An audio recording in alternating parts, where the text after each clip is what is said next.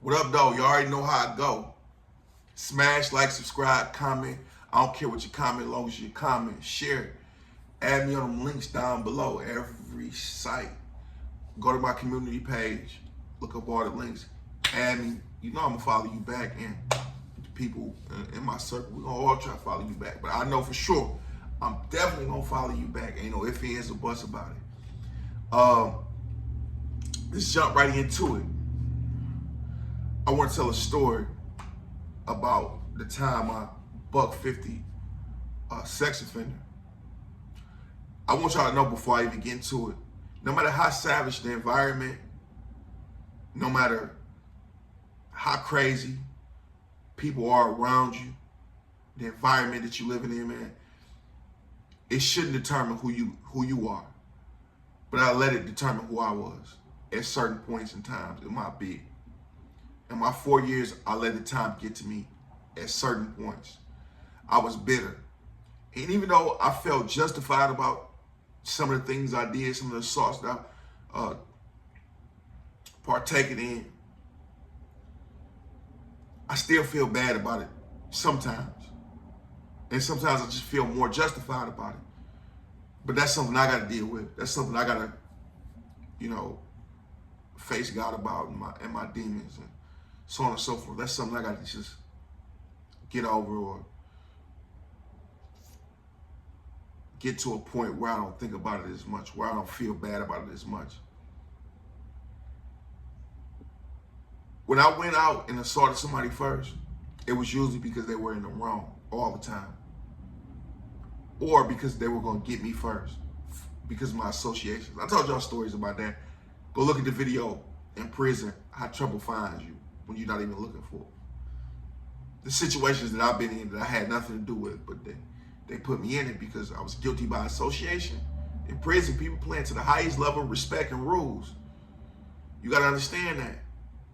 People playing chess, not checkers. This your life on the line. You just ain't losing your life with a gun in here. That's the only difference between the streets and prison. It's just no guns. But the knife will do just as well. It's old, it's barbaric, it's harder to do. So, let me get back to what I was saying. I felt justified for what I did. So, I'm in level 2, I'm at Chippewa Earth. I run across a brother. I used to date his wife in the streets. I tell everybody this, just because you take a plea to something, that don't mean you're guilty of it. Even sexual offenses, I don't just consider you guilty of it because somebody said it. I do my research because I live by love, truth, peace, freedom, and justice. At least in my head at that time, I thought I was living by love, truth, peace, and justice. Psychologically, I was, or I thought. So I feel like if I did something to you, it had to be very justified. Just like the situation with the Bloods that was using the codes and saying my room number. Because my brother mans them got into it with him and I didn't have no problems with him or nothing like that. I had to do something because they was going to get me. That was justified. So anyway, I used to date this guy's wife. Didn't know him, but at that time I met her. Her kids got taken because he molested her child. And I just don't say you're a sex offender if I don't know the details. Like you could have been urinating in public and got caught up. You could have been 17 and she was 15. I ain't looking at you no type of way because of that. You know what I'm saying? Or you was 18 and she was 15. I ain't looking at you bad because of that. It's levels to this stuff. Now, when you freaking 16, 17, 20 years old and you touching on a 6-year-old, it's different. It's a big difference. And we got a problem. And I still kind of feel like that to this day. I wish I didn't feel so adamant. I wish I wasn't so adamant about not liking you guys. The sex offenders I'm talking about. I can embrace anybody else from any other culture, any other religion, creed, way of life.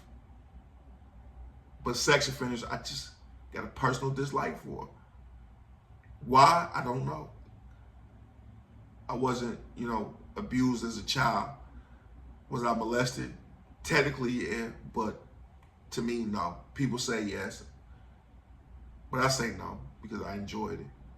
After the first time, I enjoyed it. I was going on 11 or already 11, and she was like 19 or 20 years old. And if you out there, Sierra, hit me up. I'll miss you. But yeah, like me and her had sexual encounters when I was 11 years old.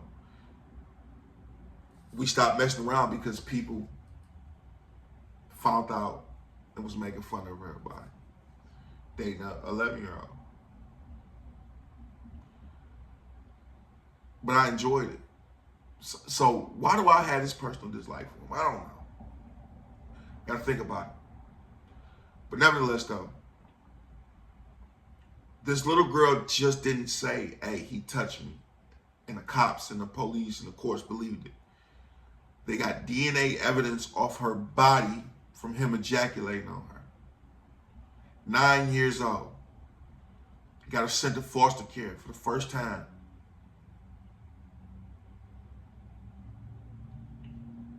Always liked that little girl. Desiree. Always liked her. What's crazy is I come across him in the penitentiary. His wife said, hey, my ex-husband there with you, his pedophile stuff. I say, oh, he here? Oh. She said, yeah, but you coming home, don't do nothing to him, don't worry about it. I say, look, I ain't tripping. A day come where the cameras are out. I asked the maintenance man what he was doing. He was like fixing the cameras. They've been out through the facility all day. And I know a particular spot in the back 40. It's a blind spot anyway. And then with no cameras, they won't even see me walking through the back 40. I go to my brother man's because I report all incidents ahead of time. Even though I know he don't have no backup. Even though the only backup he got is one of my brother man's. I'm not going to say his name, but one of my brothers that they accepted back in the temple. He was practicing homosexuality, which ain't nothing wrong with. But you can't be this and do that. When this clearly says you're not supposed to, right? There's no hate or discrimination toward it. I'm just saying. He was in violation. He was wrong. But fear. It's what it's about in prison. Not respect. It's fear. Fear outweighs respect any day. No ifs, ands, or buts about it. Don't even talk to me about it. Fear outweighs respect. So I go to my brother man, the Mufti, and I say, look, I got a razor. I'm about to melt it on a toothbrush, and I'm about to go slice dog in the yard. He say, hey, you know that that's your brother man's, our brother man's such and such boyfriend, even though they denying it, but we don't call them sneaking out each other rooms. And then he got another, he was like the girl and the boy, like he had another girlfriend, and the girlfriend, cool, one of the coolest guys I know. There was an LGBTQ community in prison. Everybody liked this guy. I don't care who you is. Not gay, whatever. I don't care. You like this guy. Period. He was like a serial killer or something like that. He was a young guy, about 30-something years old, white guy. And he was feminine, but he could play spades so good. Everybody wanted him on his team. And he was just a nice guy. He was funny. Everybody liked him. I liked him. He was cool. We talked, everything. We cool. That was his girlfriend, and then my brother man's was his boyfriend. Crazy, ain't it? I know some of y'all be like, homosexual Muslims, what? Prison, a different world, accept that, okay? So, my brother man's was in violation. A lot of people didn't like him. He messed up some money for the Moorish Science Temple of America. Some stuff was going on. So anyway, I go talk to the Mufti. I tell him I want to slice dude on the yard. That's what I'm going to do. I know he ain't got no backup, but I still want to let y'all know before I do it. He said, you know, that's such and such boyfriend. And you know, that's such and such girlfriend. Those are the only two you don't have to worry about. The white guy, you might not really have to worry about like that. The brother man's is a killer. And I know for a fact he's a killer. He called body in the penitentiary. Definitely a killer. He every bit of 5'4", but fearsome. Everybody who been down 20, 30 years and know him back from the Jackson days, no, he don't care at all. When it come down to it, he don't care. So out of all the stuff I was taught in prison, how to be manipulative and how to get guys, how to play chess instead of checkers, I started thinking. So I talked to another one of my brother mans about it. I said, what you think? You think such and such gonna get me if I get this boyfriend? He said, without a doubt, I think he so emotional about him, he might just get you. I said, I gotta get him for what he did to my baby. I said, I gotta get him. My other brother, man, she said, you know what? I got you. I got you. He said, this is what we about to do. We're about to go get 4 people to go tell your brother mans that the TV he let his boyfriend or his girlfriend borrow, the sex offender I'm trying to get. We're about to go have his bunkie take the TV out the room, take all the food that he was holding for him out the room, or the hygiene, the shoes, everything that he done hustled up on or stole or made trades that he was holding, the liquor, everything. We about to go get 4 people to go tell him or vouch that he was so scared to be in debt with these certain people, he gave it up. And then I'm gonna get him off the yard. So they go steal, or excuse me, they go take all, they go steal all the stuff out the sex offender room that belonged to his boyfriend, my brother man's. They gonna steal all the stuff. My brother man's have a guy walk up to my other brother man and say, hey, bro paid me his debt. That $90 debt he was in is over. He paid everything he had. Everything. So he go confront, my brother man's go confront his girlfriend about, hey, what happened to the stuff? He's like, oh, I don't know, it was stolen.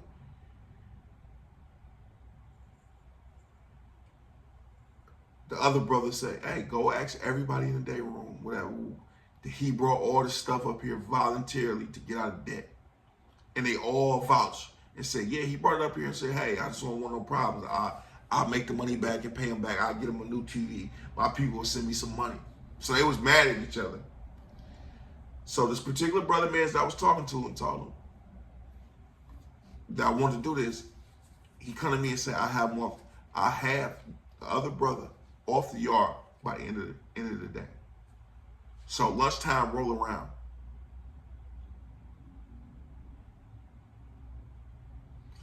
Brother mad at him for the homosexual activities. He mad at him for messing up the money for the More Science Temple of America. So he went to the Bloods, 9 tray, paid the guy $50 in food to get him off the yard. So the guy got the food, cooked it up, ate real good. I don't want to be at this prison anyway. So he went and punched my brother man's in front of the police. As he was walking past the police, he punched him in front of him, got to punch him, and my brother man swung back, and they went to the hole. So now I got an excuse. I could say to my brother man's, this dating this boy, this homosexual, that he got you assaulted because he felt that you were going to do something to him because he got all your stuff stole. I mean, he gave all your stuff away. Plus, he's a sex offender. and he had another man in the picture. So I wrote them words and sent it. As I was walking past the hole on the yard, on the 40, the track, you can yell to the hole because it's a gate and it's the hole. And people can talk to you through the bottom and top windows. That's on the side of the yard. So I asked my brother, man, is that a go? He like, yeah, F him. I'm like, all right, F him. Everybody was mad at him anyway. Nobody really liked him in the new regime. They didn't want my brother mans around like that anyway. And they was gonna get him off the yard regardless. It wasn't because of what I did. I just expedited the process. Luckily, Williams Bay didn't come stab you and get you off the yard. Because he would have did it. He wouldn't have had no mercy on you. So he got you off the yard. Okay, cool. Y'all following me? So now, the next day, camera's still out. Still fixing them, still going through. And then in the back 40, it's not a camera anyway. So I see him over by the so the sex offenders got a table. The Aryan Brotherhood got a table by the sex offenders. And then down is the police. Those are the unwanted tables. No police at the bench. Perfect time. I walk past the chomo that raped my ex-girlfriend's daughter. Pull out the toothbrush. I wanted to put an S in his face for sex offender, but I couldn't. I just did. When I did it, it looked like a little swirl or something, like a little back and forth swirl. So I walked past him, hit him with the razor. The razor pop off. As soon as I get through trying to make my ass, it pop off. He looked behind him. He don't know that he hit, because when you get hit with the razor, you don't feel it. He don't know that he hit. I'm looking behind myself at him. One of the LGBTQ community members was with him. And they were like, what? What? He sliced you.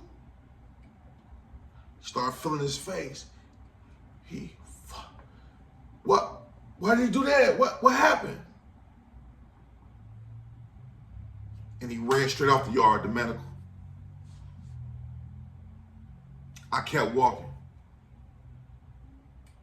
Passed the toothbrush off to one of the homies. Went on about my business. The police never came and got me. Never came and got me. Nobody told. Nobody said nothing. He didn't even say nothing. At the time, I felt justified for it because I felt like, well, you got my little baby that I like, even though I'm not with her mother. I ain't seen her in a while. I still really like that little girl. You put her in foster care. You took her away from her mother. You molested her. I felt very justified to do it. But then I went out my way to do it because I didn't have to. It's not my daughter. I'm not dating her mama. We talking on the phone every now and then, me and her moms. But I just felt like I had to get him because in my head, I'm like, in level 1, we were going to get sex offenders for nothing. They ain't do nothing to none of our people, none of that stuff.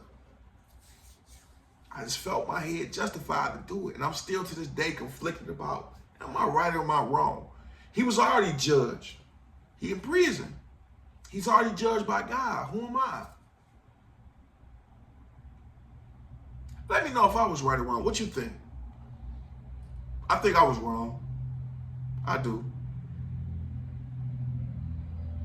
But it's hard for me to feel bad about it because of what he did. And I felt like he should pay more.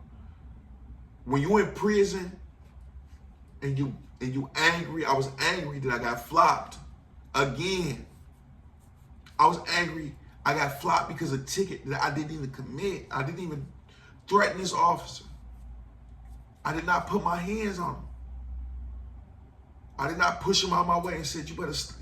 They said I pushed an officer and a female officer. She said I pushed her out the way, then turned around and grabbed her and said, you better leave me alone before I kill you. And I went to the hole for that. I didn't do it. I was disrespectful to her. Yes, I was. I should have never called her a B. Because she made me throw, and this is how crazy prison is. I was so mad that she tried to make me throw away all the food that I paid for. I gave people 2 soups, 1 soup for their chicken on chicken day. And they was dropping it off to me. And you ain't supposed to be trading food and stuff like that. So that's why she said something to me. And I was angry as hell. Do you realize what type of environment you got to be in to be angry, ready to fight over chicken? A piece of pizza? Because the pizza good sometimes too. But the chicken, boy, that was the best thing we had on the menu. And it wasn't even that good. I wouldn't even eat it in the world. I wouldn't even eat it in the free world. But it's that good in there. And I paid all them soups. So when she said something to me, I did call her out her name, but I never ever grabbed her, touched her. None of that stuff. I never spit at her at the male guard, all this stuff that they made up and got me sent off. I got flopped again.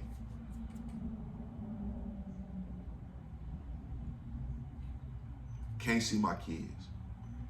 Not talking to my baby mother to communicate with my child. All the young guys getting on my nerves because I was more mature for my age and I messed with the more mature people. I wasn't in the gangs and stuff like that. I was more sensitive over America. Young guys just irritate me every day. On top of that, I was hungry. When you become hungry in that type of environment, you become vicious. Everything was weighing against me that day. I'm not making excuses for it. I'm just telling y'all my mindset. My mindset. I'm just telling you my mindset. I know I wasn't in the best space. I'm telling you this. You ain't got to tell me. I'm telling you. I know. And I just wanted to do something to somebody, but I wanted to be justified. Because I'm living by love, truth, peace, freedom, and justice. Big 5. You know what I'm talking about? I'm living my love, truth, peace, freedom, and justice. So if I'm living my truth, I have to go off the truth. You are a sex offender. You did rape my ex-girlfriend's daughter that I loved. Desiree. Justice has to be administered. But you already received justice, though. When you think about it, you in prison. You get to be labeled this for the rest of your life. Sex offender. Child molester. So you already had justice administered. You already had truth administered.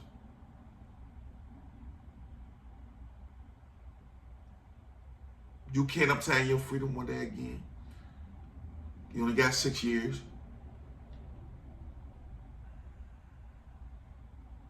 Who am I to come along and double punish you? You know? But I felt justified. And I still kind of feel justified about it. The feeling that I got when it happened, man, when you hit somebody in their face, that wasn't my first time doing it. And he highly lucky my 9 trained sex money murder bloods wasn't with me and did it. Because when we was in level 1, them boys was vicious. I'm talking about they was vicious. Ken Ross, level 2, they was vicious. I'm talking about they coming with the lock and the sock. They gonna catch you off guard, try to knock you out. And they was doing that to sex offenders. They was knocking them out, playing tic-tac-toe on their face with a razor. You heard I said X-O-O-X. Tic-tac-toe. Right now, it's a white guy locked up with tic-tac-toes all over his face and head and scars.